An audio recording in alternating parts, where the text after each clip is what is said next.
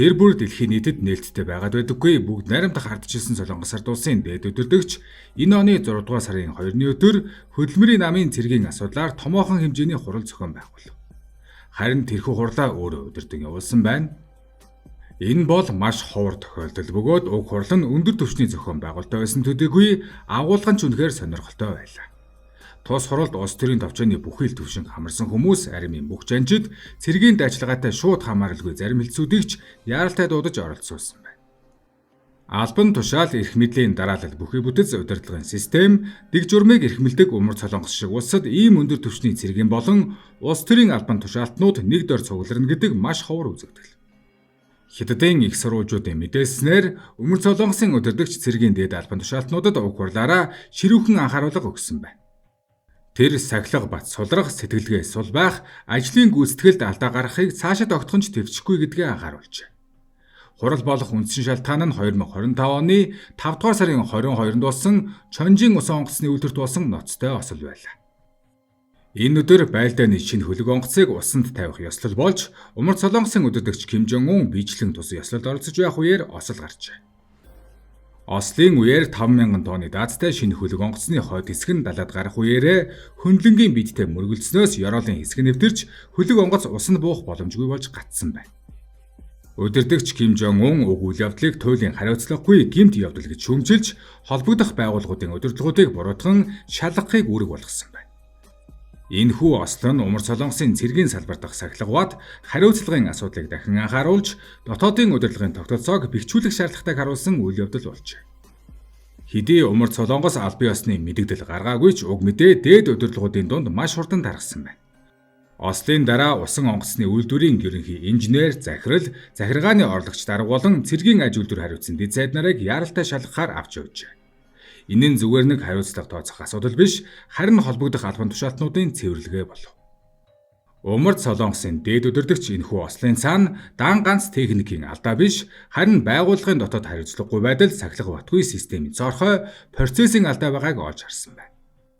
Сүүлийн жилүүдэд Умар Солонгосын цэргийн аж үйлдвэр хурдцтай хөгжиж, пуужингийн туршилт, дорооны технологи гэх мэт салбаруудаас амжилтын талаарх мэдээ тасралтгүй гарсаар байсан. Гэвч үүний зэрэгцээ сэтгэл ханам чимээх далд аюулт хандлах цэргийн аж үйлдвэр болон армийн зарим хэсэгт тархаж эхэлжээ.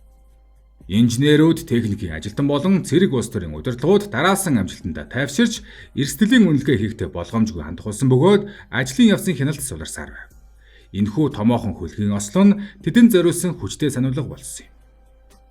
Тийм ч учраас сая болсон хурлын үеэр Умар Солонгосын удирдагч сахилга бат болон жолооны үрэгт онцгой анхаарсан байна. Энд өгүүлжвэ жолоо гэдэг нь армийн улс төрийн байгууллагуудын гол үүрэг үзэл санааг чиглүүлэх, хүсэл зоригийг нэгтгэх, дээрээс доош мэдээллийг дамжуулах гэсэн утгатай. Удирдлагуудын үзэж байгаагаар улс төрийн байгууллагуудын үүргийг бүх төвшөнд дахин идэвхжүүлж байж л армийн дотоод дахь далд анцаавыг үнцээр нь засаж чадна гэж. Хурлын дараахнаас Умар Солонгос өндөр түвшний удирдлагын томоохон өөрчлөлтийг маш хурдан хэрэгжүүлж эхэлсэн бөгөөд үүнд 6 цэргийн нэгжийн командлыг солих, артиллерийн газрын дарга болон аюулгүй байдлын газрын даргаыг шинээр томилох зэрэг багтжээ. Гэхдээ үүнээс ч илүү анхаарал татсан зүйл нь улс төрийн комиссар нарыг дахин томилж, эрх мэдлийг дахин хуваарласнаар цэргийн удирдлагын системийг улс төрийн хяналттай болгож, үзэл сурталыг нэгтгэх зорилго агуулгдсан аж. Энэ нь зүгээр нэг албан тушаалын шилжилт ус, харин эрх мэдлийн дахин хуваарлалт, үзэл сурталын шугамыг дахин тогтоох үйл явц болсон юм. Сүүлийн жилүүдэд Хойд Солонгосын ардын армийн салбарт мэдэгдэхүй захис гарсан. Шинэ зэвсэглэл нэвтрүүлж тактикийн системийг илүү хурдтайгаар шинжилж байв. Зарим их сурвалжаар бол хэд хэдэн нэгж нь Орос-Украины дайны талбарт туршилтын оролцоог хийсэн. Оросын талаас ч өндөр үнэлгээ авсан тухай яригдж байгаа.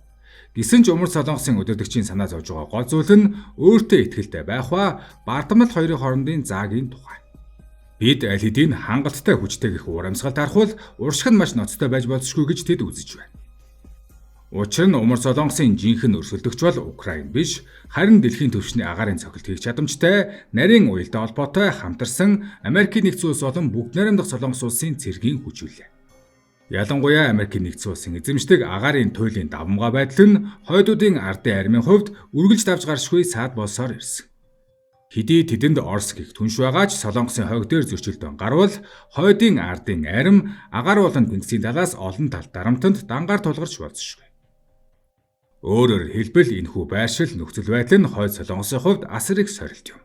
Эд дэглэмээ хамгаалахын тулд стратегийн төвшөнд бодитоор үнэлэлт хийж, армийнхаа сахилгаваад улс төрийн удирдлага, тактикийн уялдаа холбоог дахин бэхжүүлэхээс өөр замгүй болжээ. Умард Солонгосын удирдагчид энэ цаг үед армийн ба улс төрийн тэнцвэр, улс төрийн байгууллагын үүргийг онцлон тэмдэглэж буй цаанаа гүн утгатай. Энэ нь зөвхөн армийн тусгаар хаан тус болохоос сэргийлэхийн тулд биш, харин эрх мэдэлт хэлж буй энэ үед үзэл сурталын нэгдэл, төмөр мэд сахилгаваатыг хангах стратегийн алхам гэж. Ийм сорилттой уулзуур дээр ямар ч сул дорой байтал үхлийн анцаа болж хуурж удахгүй гэж Ким Жон Ун мэдэгдэжээ. Хурлын үеэр анзаарагдсан нэгэн чухал деталь бол оролцож буй ахлах цэргийн удирдлагуудын тасралтгүй тэмдэглэл хөтлөж, тун анхааралтай нухацтай царайтай байсныг ажиглаж болохоор байв. Илт тодорхой зүйл бол тэд энэ хурлын ноцтой экзэгтэй шин чанарыг бүрэн ухаарсан мэт байлаа. Өнгөрсөнд бол тэд сонсоод өнгөрнө гэсэн аз туршсан сэтгэл зүйтэй байсан байж болох ч одоо сөнөөгч хөлгийн хөмрөлт болон цэргийн аж үйлдвэрийн ахлах албан тушаалтнууд баривчлагдсан нөхцөлд хин ч энэ бүгдийг хөнгөнөөр хүлээж авч зүрхлэхгүй билээ. Нэг талаас авч үзвэл энэхүү хурал Хойд Солонгосын ардын армийн хувьд хоёр дахь сэрүүлгийг хангинуулсан үйл явдал байлаа. Эхнийх нь цэргийн хангалтын системийн цэвэрлэг байсан бол хоёр дахь нь цэргийн үзэл суртал болон байгууллагын сахилгаваатын нийтлэг цэвэрлэг. Зарим шинжээчдийн үзэж угаар Умард Солонгосын хэрэгжүүлж буй энэхүү хурдан хугацааны цэвэрлэгээ нь зөвхөн дотоод тогтолцоонд өгж буй анхааруулга төдийгүй гадны ажиглагчдад хандсан дохио болсон. Солонгосын хойгийн нөхцөл байдал улам бүр төвөгтэй болж бүс нутгийн цэргийн сургуулилтууд автомжтойгоор явагдаж байгаа. Энэ үед Умард Солонгос бүрэн ажиллагаанд орсон, ямар ч үед дайн эхлэхэд бэлэнгэсэн байр суурийг ил тод харуулах шаардлагатай болжээ. Энэ мэт үзүүлэлт нь зөвхөн гадаад ертөнцид хандсан үйлдэл бус дотоодын доктортой байдлыг хадгалах төслийн нэг хэсэг болсон. Ийм нөхцөлд армийг бэхжүүлэхин зэрэгцээ урам зориг мөхөх баг нэгжийн бат бэх дэглэмж сулрал үүсгээс хэрхэн сэргийлэх вэ гэдэг нь Хойд Солонгосын удирдагчийн өмнө тулгарах хамгийн том сорилт байсаар байх болно гэж хятадын төрийн хэвлэлд дурджээ. Пёнонд болсон энэхүү хурал бол эргэлзээгүйгээр хүчээр чиглэлээ өөрчлөх шийдвэр боллоо. Энэхүү хурлаар дамжуулан Умард Солонгосын удирдлагууд армийн сахилгаваат үзэл суртал, байгууллагын хариуцлагын системд сочроо өгсөн бөгөөд хатуужил шаардах шинэ шат руу шилжиж байгааг тунхагласан. Хүчтэй дохио өгөх замаар тэд армийн бүх шатны байгууллагуудад анхааруулга өгч, ирээдүйд ирэх хүнд сорилтонд нэгтгэлтэй сахилга баттайгаар бэлтгэх зорилготой байлаа. Умард Солонгосын Чонжийн усан онгоцны үйлдвэрт болсон ноцтой осол болон түүнтэй холбоотой дээд хэмжээний хурлын талаар дэлхийн бусад орны байр суурь, хариу үйлдлийн талаар сонирхуулъя. Америк болон Өмнөд Солонгос Умард Солонгосын дотоод дахь ийм төрлийн алдаа сахилга бат сулралтай холбоотой асуудлыг анхааралтай ажиглаж байна. Тэд Ким Жон Уны энэхүү шинжилгээг бүс нутагт цэргийн аюулгүй байдлын нөхцөл байдлыг улам төвөгтэй болгож магадгүй гэж үзэж байна. Харин Орос болон Хятад улс нь Умард Солонгосын дотоод үйл явдлыг анхааралтай ажиглаж байгаа ч ихэвчлэн дотоод хэрэгт нь оролцохгүй байх байр суурь баримталдаг. Гэсэн ч цэргийн сахилгаваат удирдлагын тогтолцоог бэхжүүлэх нь бүс нутгийн тогтвортой байдалд нөлөөтэй тул анхааралтай хүлээн авч байна.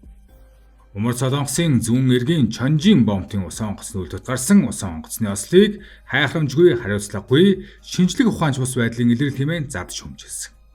Ийм хэмжээний алдаа эндэгдэл гаргасан хүмүүст Пёньяны дэглэм маш хатуу харгас шийтгэл оноосон нь эргэлзээгүй. Умард Солонгос өөрийн алдааны талаар нийтэд мэдээлэх нь маш ховор байдаг ч энэ бүхнийг ерөнхийдөө дэлхийд нээлттэй үзүүлж байгаа нь шинэ удирдагчийн баримталж буй шинжилгэлийн бодлогын нэг тусгал. Тэрбээр энэ бүтлгүүтийг төвчхийн аргагүй ноцтой гэмтэрэг гэж шүүмжилсэн. Үүний дараа Ким Жон Ун өөрөө удирдан явуулсан их хурал болон өнгөрөхөд Өмнөд Солонгосчууд цэргийн бэлтгэлээ даруй эрчимжүүлэх шаардлагатай гэж үзсэн. Гэвч Өмнөд Солонгосын дотоод улс төрийн байдал ч хүнд нөхцөлтэй байгаа билээ.